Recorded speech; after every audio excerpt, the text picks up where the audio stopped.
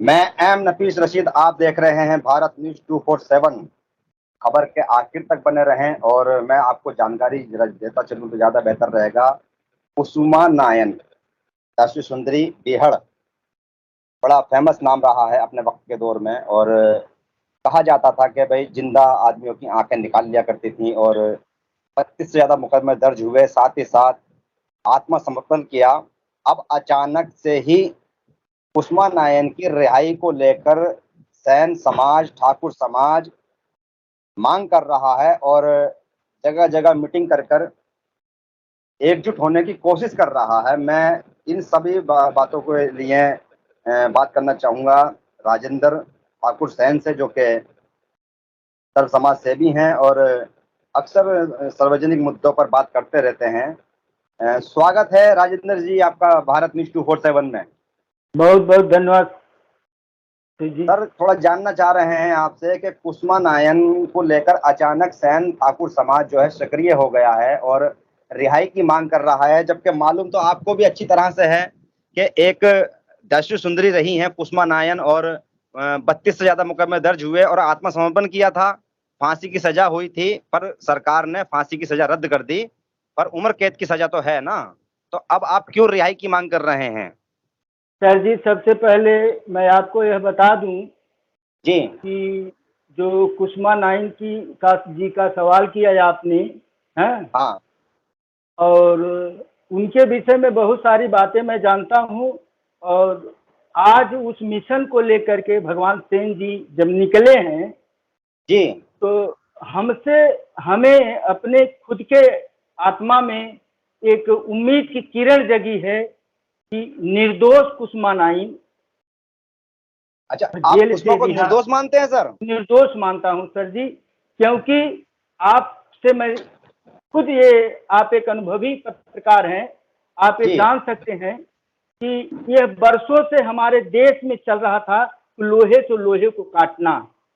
तो हमें हमसे ही लड़वा करके हम्म। कुछ वर्गों ने अपनी सत्ता स्थापित की।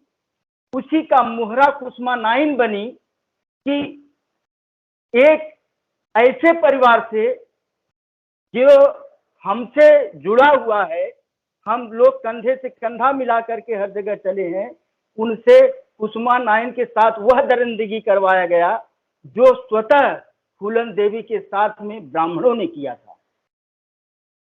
जी।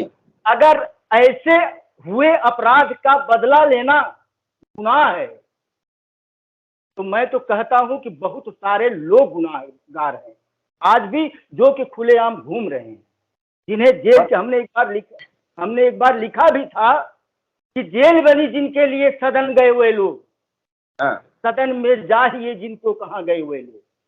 पर ठाकुर साहब, एक सवाल खड़ा ये होता है कि अगर इसी तरह सब हथियार उठा लेंगे और फिर समाज उनकी उनके हथियार उठाने के बाद में, गुनाह करने के बाद में, फिर समाज उनकी रिहाई की मांग करेगा। ये तो बहुत बड़ा जैसे सर एक तरह से। जैसे सर जी, मैं आपको एक बात पूछता हूँ कि जी। आपने देखा होगा कि हमारे समाज में नहीं, हमारे समाज से संबंधित बहुत सारे समाज में आदमी आत्महत्या कर लेता है।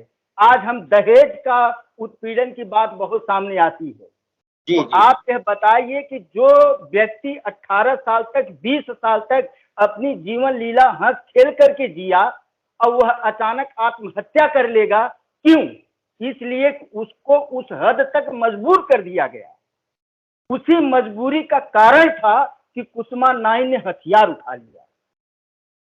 तो आप इसको मजबूरी का कारण बताते हैं? मजबूरी का कारण मानता हूं सर जी। और प्रशासन ने जो, अगर मान लो प्रशासन से वो मांग करती या उस समय मदद मांगती, तो क्या प्रशासन मदद नहीं करता? पुलिस नहीं थी उस समय? प्रशासन सर जी अगर मदद करता तो न तो कुसुमा नाइन डकैत बनती, न तो हाँ। फूलन देवी डकैत बनती। अगर औरतों ने जो चूड़ी पहन करके घर आंगन को संवारा, अगर ऐसी माताएं, ऐसी बहनें अपने कोख को मार करके, अपने आत्मा को मार करके, अपने मन को मार करके अगर उन्होंने बंदूक उठा लिया, तो उसके पीछे बहुत बड़ा षड्यंत्र था। उस षड्यंत्र को खोजने में प्रशासन ने नाकामी की, जैसे कि आज जो उत्तर प्रदेश में होता रहा है, हो रहा है।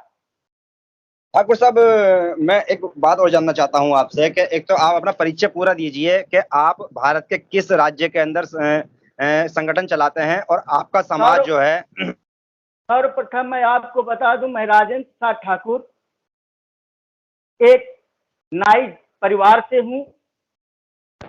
और जब कुसुमा नाइन, भिखारी ठाकुर, कर्पूरी ठाकुर, महाराजा पद्मनंद, इन लोगों के इतिहास को पढ़ा तो हमें अपने इतिहास को हमने पाया कि हमारा इतिहास भारत को सोने की चिड़िया बनाने वाला इतिहास है।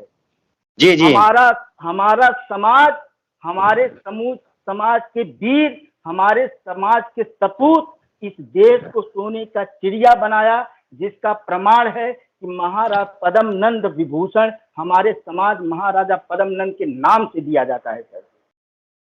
जी ऐसे समाज, जी जी सर, मैं थोड़ा ऐसे, जानना चाह रहा हूं आपसे। हाँ हाँ मैं ये जानना चाह रहा था कि कभी कुसुमा नायन के परिवार से आपकी बात हुई है? हाँ सर जी, कुसुमा नाइन के परिवार से बात हुई है। एक राम करके नाम का आदमी है, उनसे उनसे मैंने बात किया था। उनसे बात करने के बाद जो हमें लगा कि यह आदमी कुसुमा नाइन का जुर्म देख करके, कुसुमा नाइन का जुर्म देख करके नहीं, कुसुमा नाइन के ऊपर जो जुर्म हुआ था, जिस तरह से उसे शोषित कर करके और अपमानित कर करके आज तक उसे जेल में कैद करके रखा है, कहीं सच बोलने के बाद लोग उनके पीछे भी ऐसी दरिंदगी न दिखाएं। इतना डरा सहमा है, इसलिए जी वह सही बोलने में हिचकिचाता है और यह कह देता है कि कुसुमा नाइन ही ऐसी थी वैसी थी। लेकिन अच्छा। एक बुद्धिजीवी वर्ग, एक हाँ पुलिस प्रशासन किसी हाँ तथ्य को खोजने जाती है। हाँ जब किसी तथ्य को खोजने जाती है तो ये सबसे पहले एक बच्चे से पूछा जाता है कि क्या तुम इस चीज को देखा, तो वो उसकी बात को मान लेता है। लेकिन कुसुमा नाइन 20 वर्ष के बाद जो उसके साथ में हुआ, अगर प्रशासन मान कर करके उसके सही तरह से जांच हुई होती तो कुसुमा नाइन बंदूक नहीं उठाती सर जी। तो अब आपके समाज की मांग क्या है सर? हमारा समाज का आज का ही नहीं, हमारे समाज का बरसों से मांग रहा है। हम जी कम से कम ट्विटर पर, सोशल मीडिया जितना होगा, हाँ पत्रकारों के बीच में एक हमारे यहाँ ग्रुप था पत्रकारों का हमारे मीडिया पर, उस पर हमने कुसुमा नाइन का खेत, कुसुमा नाइन का घर, कुसुमा नाइन का जो जमीन है, वो सारा हाँ चीज हमने फेसबुक पर भेजा था और धिक्कारा था अपने समाज को कि अगर आज जो लोग सांसद होने की बात करते हैं, एमएलसी होने की बात करते हैं, विधायक होने की बात करते हैं, वह एक कुसुमा नाइन के नहीं लिए लड़ नहीं सकते। धिक्कार है हमारे खून में। जी जी जी। तो इसलिए आज ये धन्यवाद देता हूं आपके माध्यम से भगवान सेन जी को कि वो जो जो इस विषय पे कदम आगे बढ़ाएंगे, उस कदम पर अगर पहला कदम उनका होगा तो दूसरा कदम राजेंद्र प्रसाद ठाकुर का होगा। जी जी जी। तो आप यानी कि आप भी जय भगवान सेन के साथ हैं और कुसुमा नायन की रिहाई की मांग करते हैं। यस सर जी। चलिए जी, बहुत और बहुत आपको शुक्रिया। जानकारी के जी लिए बता दूं, कुछ दिन जी पहले इस विषय में आप एक इंटरव्यू, दिल्ली की ही शोभा रानी वकील हैं, हाँ जब हम इस मैसेज को सब जगह सोशल मीडिया और जगह हमने भेजा था तो उन्होंने कहा कि अरे आप क्या जानते हो, कुसुमा नाइन की वकील मैं हूं। तो मेरे अच्छा। से भी अधिक जानकारी कुसुमा नाइन की वकील शोभा रानी होने के कारण देंगी आपको। चलिए, शोभा रानी से भी हम संपर्क करने की कोशिश करेंगे। बहरहाल हाँ अभी तो जब हमने जय भगवान सेन का इंटरव्यू चलाया और हमने जब ये खबर फ्लैश की तो हम पे खुद बहुत लोगों के फोन आने शुरू हो गए और वो चाह रहे हैं कि हम भी इंटरव्यू देके अपनी बात की हाजिरी दर्ज कराएं। और हम भी ये चाहते हैं कि कोई बात नहीं, अगर किसी के साथ में अन्याय हुआ है और किसी को अगर भारत न्यूज 247 की ओर से न्याय मिल जाता है और हमारे प्लेटफॉर्म के माध्यम से किसी की आवाज उठ जाती है, तो इससे अच्छा मौका नहीं हो सकता है किसी के लिए भी। और भाई, मैं एक बात यही कहूंगा कि भाई जितने भी कुसुमा नाइन से जुड़े हुए लोग या उनके लिए मेहनत करने वाले लोग हैं या जो भी पूरा माजरा है या सरकार क्या फैसला लेती है, ये वक्त बताएगा। खैर, हम सबसे बात करना चाहेंगे और उन सभी लोगों को जोड़ना चाहेंगे और जानकारी ज्यादा से ज्यादा जुटाने की कोशिश करेंगे, क्योंकि ये इंसाफ का तकाजा है। और कहीं ना कहीं कहा जाता है कि किसी 10 गुनहगार 10 यानी कि 10 गुनाहगार छूट जाएं या 100 गुनाहगार छूट जाएं, एक बेगुनाह नहीं यानी कि छूटना चाहिए। मतलब एक बेगुनाह सजा बेगुनाही में ना अंदर बंद हो जाए। तो ये एक बड़ा यानी कि सवाल रहा है शुरू से ही, और बड़ा एक अच्छा संदेश रहा है। और भारत के अंदर तो ये संस्कृति रही है कि माफ करने की परंपरा बहुत सदियों से हमारी संस्कृति में रही है। चलिए खैर, बहुत बहुत शुक्रिया राजेंद्र जी हमसे जुड़ने के लिए आपका। बहुत बहुत धन्यवाद सर जी। हम आपके मैं चैनल का आपको और भगवान सेन जी को दिल से बता रहा हूँ सर अमित जी, दिल से धन्यवाद दे रहा हूँ। और मेरी चाहत थी, मैं लोगों को बता रहा हूँ, अपने समाज के चंद्रपाल सिंह जी से, हीरा ठाकुर से, मोहन मोरवा, जिससे मैं मिलता था, सारा एक ही चीज करता था, अरे यार हम लोग क्या मुंह दिखाएंगे इस दुनिया में कि एक उस्मान नाइन के लिए हम लोग लड़ नहीं पा रहे हैं। ठीक ठीक ठीक, चलिए बहुत बहुत शुक्रिया, बहुत बहुत शुक्रिया। मैं एम नफीस रशीद, आप देख रहे थे भारत न्यूज 247। वीडियो को और खबर को वहां तक शेयर कर दें जहां तक आपको लगता है कि किसी बेगुनाह के साथ नाइंसाफी नहीं होनी चाहिए।